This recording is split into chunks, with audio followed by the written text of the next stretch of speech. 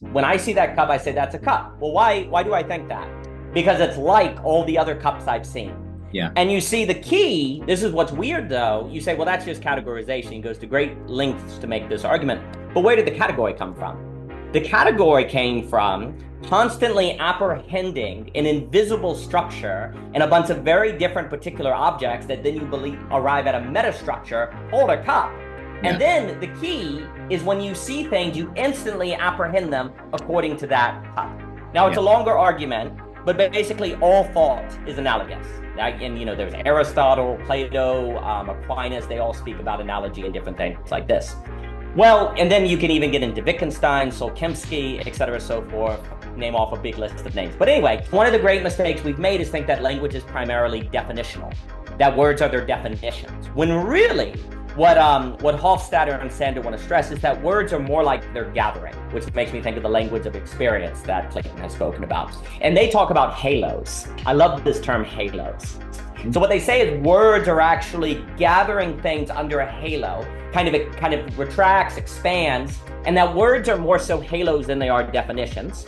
And those halos are formed by analogy, which then thinks of the gathering of their beauty that Schindler talks about, and then the circling of dialogos.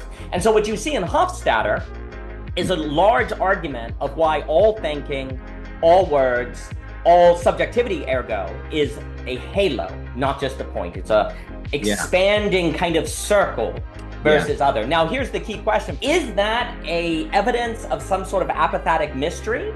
Or is that simply an effect of reflexivity? And what I mean by reflexivity is just meta, self-reference, where I'm referencing myself. I can say, Daniel thinks, Daniel thinks, Daniel thinks. You can always have a kind of loop that you can engage with, right? And so is the halo a product simply of reflexivity in that loop? Yeah. Or is that halo evidence of a kind of apophatic mystery, where actually all intelligibility forms a kind of halo? If language is definitional, then learning should mostly be about information and the learning of information and learning of definitions and memorization, right? Which of course is AI, basically, a kind of disembodied intelligence. But if intelligence is actually more of a gathering and a halo, then education and intelligence should way more be about participating in the formation of that halo and participating in that gathering. And then subjectivity should be formed according to a participation versus a memorization. Is the difference between information and formation. If learning is more of a halo, then learning is more so a matter of formulation, that in the act of learning, you are formulating yourself and formulating the categories by which thinking occurs, which then works on a feedback loop back on you. And what it would also mean is that it is impossible for humans to observe information and not then change that information in a way in the act of it, because we're always in a feedback loop. Like right now, we treat information and learning as being a kind of passive thing. Yep. But really, if it's formulative in a halo, then the subject-object divide is no more. It doesn't exist. So those would be some of the stakes. Yeah, totally. Learning is the movement of this halo. And so as the halo expands, it begins to include things that weren't included before that are analogously formulated. And then there's a kind of gathering, like all three of us right now make a halo that you could not make alone. And then what this would also mean, though, is if this has always already actually been how learning has worked, then what we need to do today is realize something that is always already present versus add something, which means the problem of scale should be addressable. Because we've talked before about the great problem of scale and scaling this ability to think dialogosly, circling, childlike in the Nietzschean sense rhetoric. And you're always like, oh, well, if how are you going to get everyone to do that, to deal with the meta crisis? How are you going to get everyone to do that? Wouldn't you have to be kind of totalitarian? It's an extremely important critique that Belonging Again we'll talk about.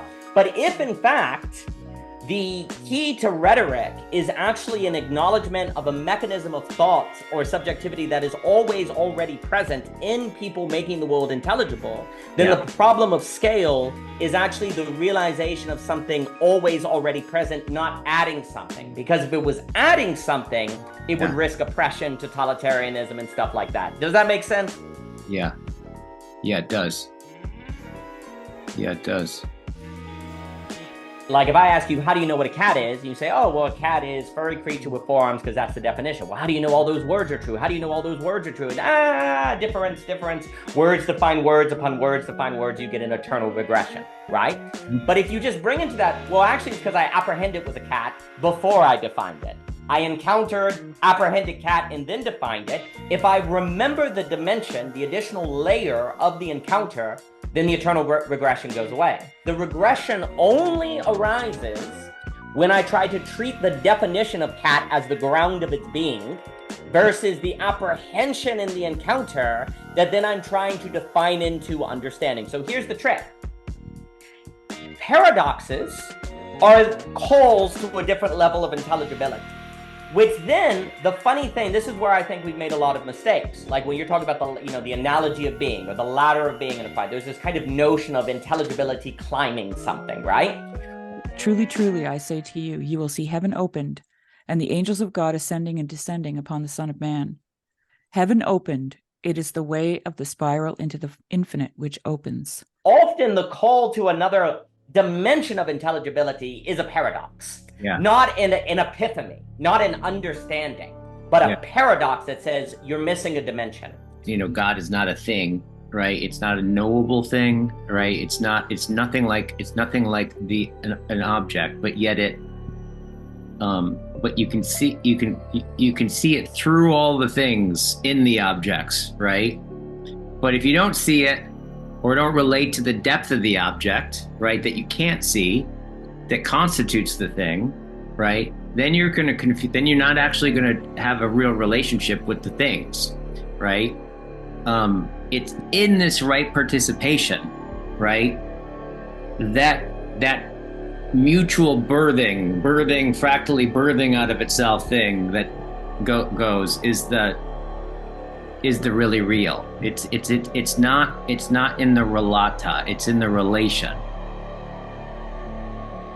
Which I think is, when I think about the halo, that halo is something that reassures relation, in fact, requires relation, right? Absolute knowing is knowing that the only way to get closer to the absolute, to get smarter, is to encounter your stupidity. You're in your little tribe, you're in your ideology, and you never encounter what's outside of it. Encountering over and over again your stupidity is evidence that you are participating in the movement of the absolute without ever having the fullness of the absolute. And I think this is kind of how theology and apophatic thought works, right? That experience must be relational. There is no possibility of encountering your stupidity and it not being a relation, because you don't think of yourself as stupid. To actually encounter limitation, it must be an encounter. It must be a relation, right? The only way to actually deal with the apophatic, to come into the geometrical, to make, is in the participation and the encounter, which then, of course, would suggest that the correct way to do education is a lot more relational, dialogos, conversation, stuff like we're doing versus memorization. Because when you memorize something, you know that you know it or know that you don't. Therefore, there's not an encounter with surprise. And this is why the dialogos, the circling method, is absolutely necessary for the movement of the absolute, because that is the only way you can have surprise. What happens in circling and dialogos all the time? You are surprised. You are surprised. You are surprised. That is the absolute characteristic of the absolute, which sounds like a dance, which sounds like a description of like C.S. Lewis on the Trinity, which sounds like the apophatic movement, which sounds like becoming. So the very fact that thought is like this suggests that reality is like this, absolutely. And the more one aligns with it, economically, in terms of education, in terms of subject, the more one aligns with things, the joy that can come from feeling small. Like when you see a massive thunderstorm and you feel this thing that's greater than you and in excess to you, and actually you are relating to it, but you're not relating to its fullness, there's a kind of joy that comes in that smallness, to go, oh my gosh, I'm actually not the world. Wow, there's a world beyond me, and it feels like it holds you. There's something that can hold you. There's now, because it screams the possibility of grace. If there is something that you are small compared to, then there could be a source of grace that could catch you, that could hold you, that would be there, even if you're not. And so there's a kind of comfort, there's a kind of joy that comes in that. By emphasizing beauty, I think we can suggest this. It's, it's here. You want to be in the dance or not, it's up to you based on how you freely choose to relate to it. So for me, beauty becomes really central to all of this because it becomes the basis of positing an inexhaustibility that is what we should expect if quality is primary, of which then makes the halo primary, which then makes these kind of discussions a development of a halo, which makes adjustment interpretation primary, and then learning and wisdom is precisely the mastering of the art of that adjustment, that movement and that freedom relative to beauty. Right.